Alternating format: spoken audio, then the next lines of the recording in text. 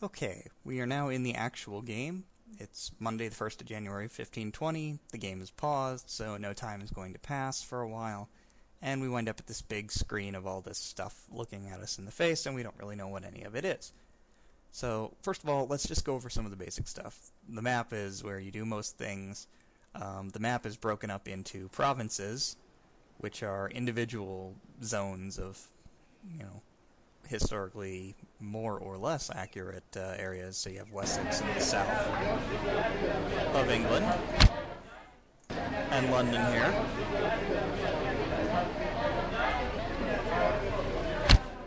Now, as you saw, clicking on a province brings up a bunch of information about it. I would probably wait to get to that for a bit. Zooming all the way out, you see kind of makes it so that you can't really see the province borders as well. Army units turn from little models into flags of their nation. You might notice that while you can kind of see the layout of Europe, it's kind of hard to tell who anybody is. That's because down here, we're in the terrain map mode, which obviously shows us terrain. If we hover over a province in terrain map mode, there'll be a pop-up that says what percentage of the province is made up of a particular type of terrain.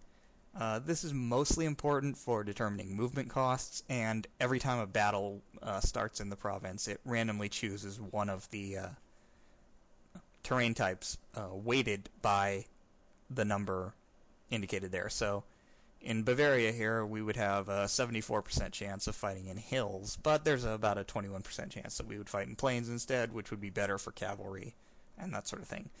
So that's kind of a randomized factor. Usually works in the defender's favor, but sometimes not. But, of course, it's very hard to see who everybody is, so we'll click on the second one for the political map mode. And this is the mode that most people play in most of the time. It kind of gives you nations marked by their color. It shows what you can see. So everything here is the range of things I and my allies can see. So not a whole lot of data here. Only the provinces you directly control, and any provinces next to them.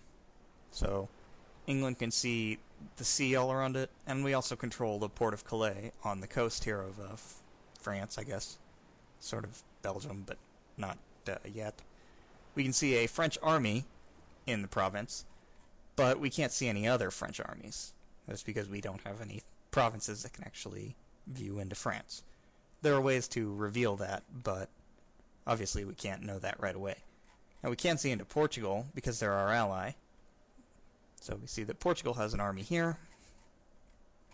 And we can't see Portugal's New World holdings. They are out there, but this is undiscovered territory. So Portugal can see it, we can't. But eventually that information will spread to us. The next map mode is religious. It's 1520, so the Reformation has not quite started. So most of Europe is going to be this color, which is Catholic. Russia is going to be this color, which is Orthodox. The Middle East is Sunni Muslim. There's a Catholic province here in Beirut. We can't see it, but off to the east there's going to be a lot of Shia provinces. That's Persia. And these colors down here in Africa are pagans of various sorts. And there are also Indians and other religions that we can't actually see.